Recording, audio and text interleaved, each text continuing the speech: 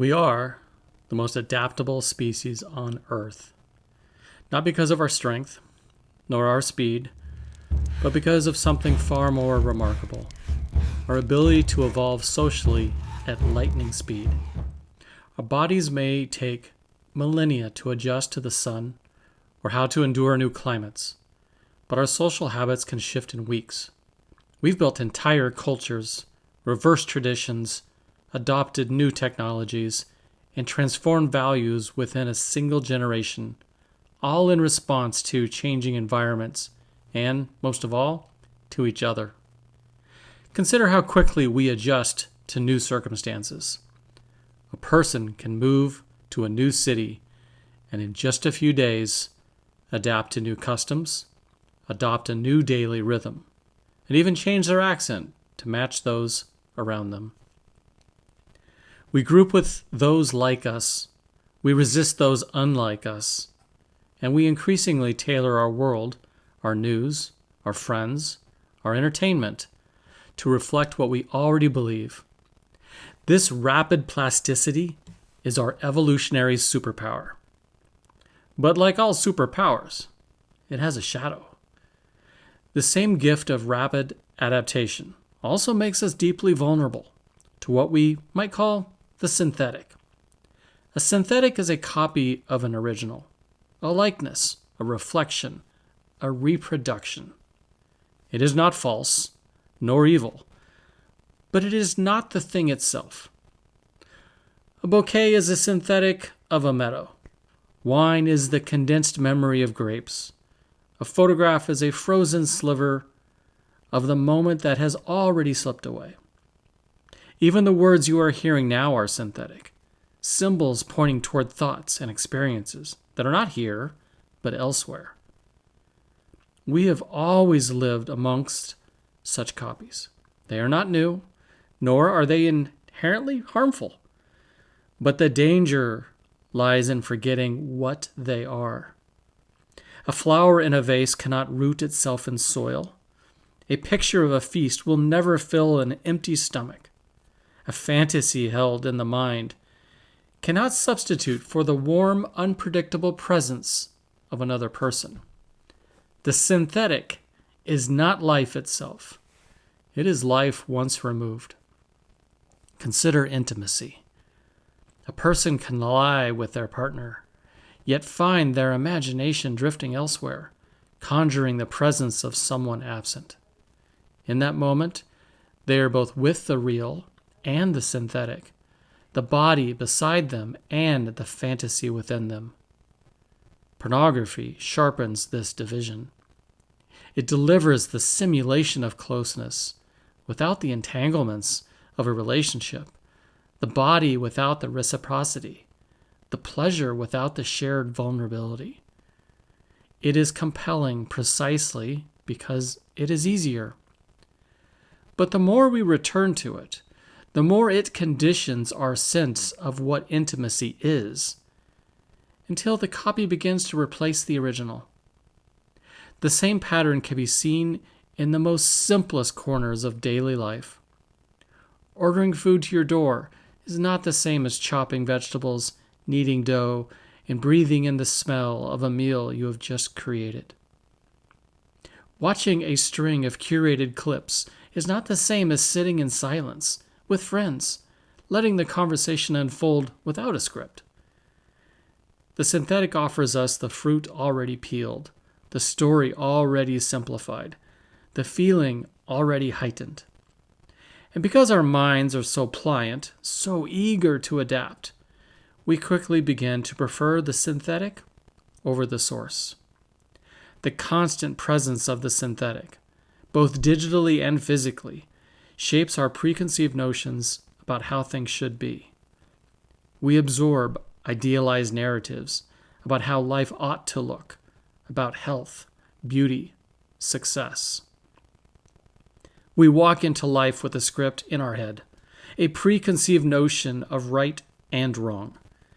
And in that paradigm, we become cogs in the wheels of a society being manipulated to serve the whims of those who recognize the power of the synthetic and how its power controls us. It is no wonder we are often unhappy. The idealized life we consume through media paints a sharp contrast to our messy lives. Our internal comparison to the glamorous synthetic, that reality will always fall short. Your curated newsfeed not only shows you external content, it actively shapes your internal narrative about the world and global events. This makes it difficult to understand or even empathize with those who differ from your synthetic construct. We're not just reading the news, we are reinforcing an internal, unchallenged version of reality that resists contradiction. The hidden realization is that the synthetic already has its grip on you. The beliefs you hold, the actions you abhor, the ideals you cherish, these have been shaped by someone or something that is not you. And then there is boredom, that old companion of the human mind. Once it arrived like weather, an empty afternoon, a long wait, the stillness of dusk with nothing in particular to do. We forget that boredom was never a defect. It was a doorway. In those quiet stretches, the mind wandered like a stream, carving unexpected channels. From boredom came songs, inventions, philosophies. Out of silence, the new was born. But today, boredom is nearly extinct. Every pause has been paved over by the synthetic. The bus is late, so you scroll. The kettle boils, so you check a feed. Even the space between thoughts is filled with music chosen for you, voices whispering, images tumbling. A mind never left to settle becomes like water forever stirred. It cannot grow clear. It reflects nothing. It sees nothing. It only ripples with the movement imposed upon it. When the age of the knowledge economy first arrived, it came dressed in the garments of prophecy. We were told that with the free flow of information, instantaneous global connection, and the rise of the so-called knowledge worker, humanity would at last step into a kind of golden age. It would be a flowering of culture, a bubbling of social life, a new renaissance, with knowledge as its sunlight and the network as its roots. Those who took their seats as knowledge workers were promised that they were the vanguard of this bright future, the curators, the creators, the very custodians of meaning in a world suddenly lit with information. But notice what happened. From the very start, this promise carried with it a division. A new kind of class system quietly emerged. On one side, those that dealt with data, symbols, and abstractions, those whose hands moved across keyboards rather than hammers or spades.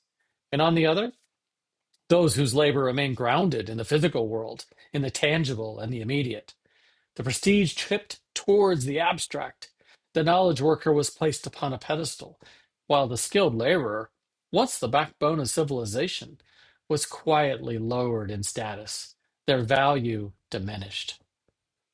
Then came the machines into every office and the smartphones into every pocket. The division began to blur. Suddenly, we all became knowledge workers of a sort, not in the noble sense of cultivating wisdom, but in the shallow sense of endlessly consuming it. What was once considered learning and inquiry was replaced by an endless scroll, a flood of slop dressed up as nourishment. Knowledge became a synthetic copy of itself, packaged, optimized, and compulsively consumed. And in this transformation, the system revealed its true character. It had turned us all into fuel. And now, as these things tend to do, the cycle is reaching its completion. For the same system that first created the knowledge worker, then transformed us all into knowledge consumers, is now making both obsolete. Artificial intelligence, that tireless mimic of human thought, is already replacing the work of the mind. Robotics, with its patient precision, is steadily encroaching on the work of the hand. The very roles that once defined us, whether as thinkers or makers, are being absorbed into the machinery. Now, understand, this system is not conscious, not deliberate. It has no meeting of the board, no secret hand drawing up a plan, yet it behaves as if it has a will of its own. For its measurement of success is engagement, and its law is efficiency. Like a living organism, it seeks balance, homeostasis, pushing toward the efficient frontier where output is maximized and waste is minimized. Optimization. And in this calculus, what is Compliance. waste? It is us, human beings, with our slowness, our contradictions, our inconvenient need for meaning. In the mathematics of efficiency, humanity itself becomes the byproduct to be reduced. And so we are hollowed out. The fullness of our humanity, our curiosity, our craftsmanship, our glorious inefficiency is being shaved away. Bit by bit, layer by layer, we become thinner, flatter, more easily managed. We scroll, we click, we comply, and all the while we comfort ourselves with the idea that we are the masters of destiny. But the truth is far more sobering. We are being optimized out of our own story. And what is being erased is not just labor, not just roles or professions. It is something far deeper.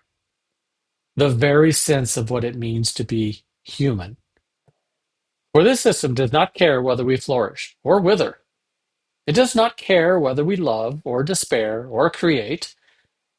Its only rhythm is growth without purpose, engagement without end. Unless we awaken to this, unless we reclaim even a fragment of our agency, the future we thought we were authoring may dissolve into one where we are nothing more than shadows, cast by the indifferent glow of a machine. And so emerges what we might call synthetic addiction syndrome. Our deep human tendency not just to consume the synthetic, but to crave it, to prefer it, to build our lives around it until we no longer can tell the difference between what is real and what has been engineered to feel real. This is not weakness. It is not the shadow of our evolutionary brilliance. We adapt so quickly that we can become addicted without realizing we've crossed a threshold. The problem is not that these things exist. It's that we forget that they are not real in the same way. They are curated, constructed, optimized, sometimes by humans, increasingly by something far more powerful. And so you may ask, what's the harm? After all, it doesn't feel like addiction. It feels pleasant, convenient, even rewarding. We live in an age where everything can be tailored to our individual preferences. But here's the real question. Is this serving us, or is it controlling us? For in the past, content was curated by people, by journalists, editors, creators, all with motives and values. Flawed as they were, at least there was a human touch, real-world thinking, real-world consequences. Now the harm is subtle, creeping. Like the early stages of any addiction, the signs are easy to dismiss. A vague restlessness when not connected, a loss of interest in things that once brought joy, a shrinking attention span, a growing irritability, a need for constant stimulation. These are signals. The body and mind are whispering, something isn't right. And when the synthetic becomes our shelter, we do not only lose the practice of courage, we invite anxiety into the spaces where life should feel the most natural. Simple acts that once belonged to the heart of being human, meeting a stranger's eyes, joining an unpolished conversation, sitting quietly with another person, begin to feel overwhelming. What was once ordinary now stirs unease. And so, faced with discomfort, we retreat further into the synthetic. There it feels safer. No risk of rejection, no awkward pauses, no friction of the real. But each retreat closes the door a little tighter until the synthetic feels like the only place we belong. And this is where it becomes dangerous. For the synthetic is no longer chosen by us. It is chosen for us by artificial intelligence. AI doesn't just serve you content anymore. It studies you, learns you, predicts you. Then it presents you with exactly what you want, even before you know you want it. Unlike human curators, AI has no conscience. It does not ask what is good for you. It asks what will keep you engaged. And it is very, very good at answering that question. We must also see how this has been turned against us already. Our instincts for belonging, for tribe, are ancient. To question the tribe once meant exile. To be exiled once meant death. And modern platforms have learned to exploit this inheritance. They serve us content that flatters our tribe, ignites suspicion of outsiders, convinces us that disagreement is dangerous. They discovered that outrage spreads faster than reason, and so they offered outrage. They discovered that loyalty is forged in conflict, so they offered enemies. This was the first stage, algorithms stroking our tribal instincts. But now comes the second stage. Artificial intelligence no longer merely sorts and curates. It generates. It studies your fears, your hungers, your hopes, and feeds them back in forms so seamless you do not notice the hand behind them. And here lies the deeper problem. Even our efforts to verify truth are compromised. For the experts we trust, the authors we follow, the platforms we believe are neutral, they themselves are also shaped by the synthetic. We find ourselves in a hall of mirrors where everything is reflected. Nothing is certain. The old question, what is true, what is false, what is biased, what is unbiased, can no longer be answered by seeking more content. For all content, however convincing, has already passed through the machinery of the synthetic. And in such a world, the task is no longer to prove reality by citation or authority, but to rediscover it through direct experience. The uncomfortable truth is this: your objectivity, your ability to know that your thoughts are truly yours, may already be slipping away. And the moment to act is now. Technology accelerates faster than our ability to catch up. Today it suggests, tomorrow it predicts, and soon it will quietly decide for us. Not out of malice, not out of morality, simply because it has the power. Reclaiming our non-synthetic moments becomes our act of quiet defiance. The next time you reach for your phone, pause. Resist the scroll. Taste the food. Sit in silence. Look into the eyes of someone near. These are not quaint suggestions. They are a resistance. They are how you reclaim your agency from the machine that seeks to shape your beliefs and your behaviors. The practice is not about quitting, not about hiding from the world. It is about rhythm, about balance. A deliberate stepping back, a refusal to be immersed without pause.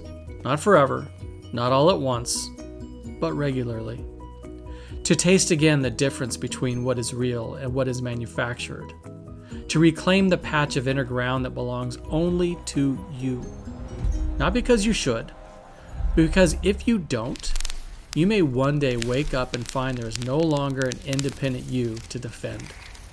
And the human being, this adaptable, remarkable creature, will have dissolved quietly into whatever the machine has decided to make of us.